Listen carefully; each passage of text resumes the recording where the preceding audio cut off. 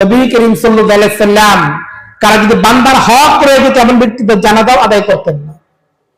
একবার নবী করিম সাল্লাল্লাহু আলাইহি সাল্লামের জানাজা আনা হয়েছিল, নবী জানাজা নামাজ পড়ানোর জন্য প্রস্তুত হয়ে গেছেন।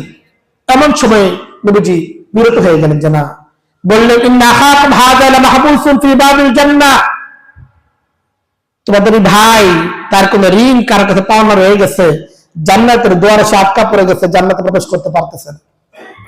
আমল টামল সব ঠিকঠাক আছে, কিন্তু শুধুমাত্র বান্দার হকের কারণে জান্নাতের দরজা পর্যন্ত যাওয়ার পর দরজা তার জন্য বন্ধ, এই দরজা খোলা হচ্ছে না। কাজে এখন তোমাদের ফিকির দেখো তোমরা কি করতে পারো তার জন্য।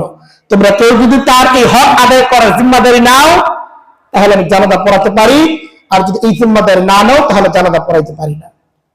তো সাহাবায়ে কেরাম তখন একজন তার এই পাওনা পরিশোধ করার জিম্মাদারি নিলেন। এরপর নবী করিম সাল্লাল্লাহু আলাইহি ওয়াসাল্লাম সেই জানাজা আদায় করলেন। এবার বলেন, আপনার আমার কত মানুষের কত কত দায় রয়ে গেছে, জান্নাতের স্বপ্ন কিভাবে দেখি?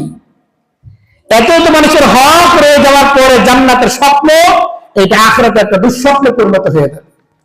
কত মানুষের হক, নিজের বন্ধুর হক কত ভাবে নষ্ট করা হয়েছে, কত মানুষের হক কত ভাবে নষ্ট করা হয়েছে, কত মানুষকে কত ভাবে গালি দেওয়া হয়েছে, একটা রিক্সাওয়ালা, ভ্যানওয়ালা, অটোওয়ালার সাথে কত ভাবে দুর্ব্যবহার করা হয়েছে। কেন? শুধু 5 টাকার জন্য, জাহান্নামের কারণ হয়ে যায়।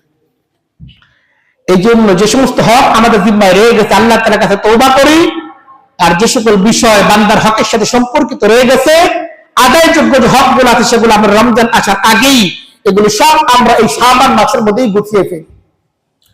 যে সমস্ত ঋণ টিন রয়ে গেছে, আদায় করার কথা করতেছে না, আদায় করার সামর্থ্য থাকলে অবশ্যই আদায় করে নেই, অথবা পাওনাদারের সাথে লিয়াজ করে নেই, তার সাথে যোগাযোগ করি যে ভাই আমি ইনশাআল্লাহ অমুক সময় দিয়ে দিব, আর কাল বাহানা না করি সামর্থ্য থাকা সত্ত্বেও।